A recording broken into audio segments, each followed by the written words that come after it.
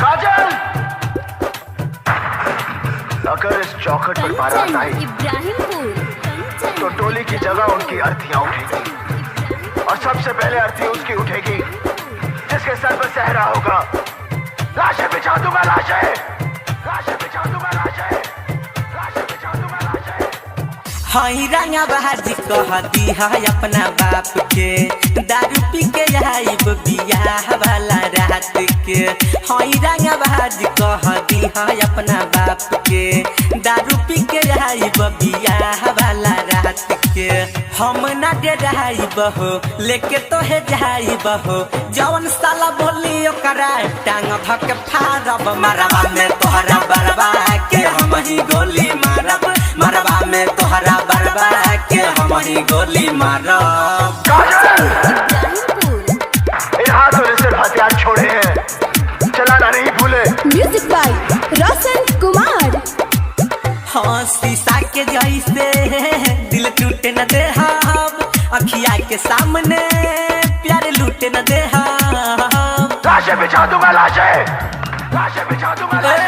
शीशा के जैसे दिल टूटे न दे हम, अखिया के सामने प्यार लूटे न दे हम। बानी तोहरे दीवाना देखिया जई जमाना, शादी के कार्ड तोहरा अंगना में फाड़ब। मरवा में तोहरा बरबा के हम ही गोली मारब, मरवा में तोहरा बरबा के हम ही गोली मारब, मरवा में तोहरा बरबा के हम ही गोली मारब। आखिर तुम्हारा हमारा रिश्ता ही क्या है?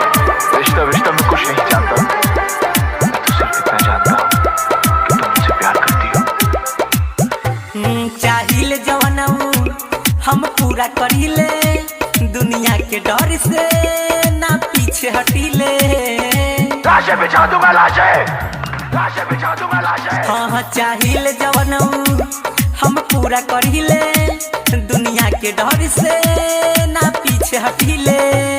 चाहे चली लाठी भाला हम ही डालब जयमाला, भाई तोहर बोली तो ओकरो खचारब। मरवा में साला बरवा के हम ही गोली मारब, मरवा में साला बरवा के हम ही गोली मारब, मरवा में साले बरवा के हम ही गोली मारब। दिखाई मुझे वो खुशियाँ, वो प्यार, ताकि आज तुम मुझसे कह सको कि वो सब झूठ था और सच ये है कि आज तुम किसी और की बनना चाहती हो। गायत्री रिकॉर्डिंग स्टूडियो राजा परसोनी। सुनो दुआरा पर तोहरा बारात जाई, चैलेंज हमार हो ना लौट के जाई। लाशें बिछा दूंगा, लाशें बिछा दूंगा, लाशें। दुआरा पर तोहरा बारात जाई, चैलेंज हमार हो ना लौट के जाई। रोशन विकास राम जीराज, रोशन विकास राम जीराज, कहे जवन छुई हो करी दुनिया उजारब। मरवा में तोहरा बरवा के हम ही गोली मारब, मरवा में तोहरा बरवा के हम ही गोली मारब, मरवा में तोहरा दुल्हा के हम ही गोली मारब। हई रंगा बहाजी कहती है अपना बाप के, दारू पी के आइब बियाह वाला रात के। हई रंगा बहाजी कहती है अपना बाप के, दारू पी के आइब बियाह वाला रात के।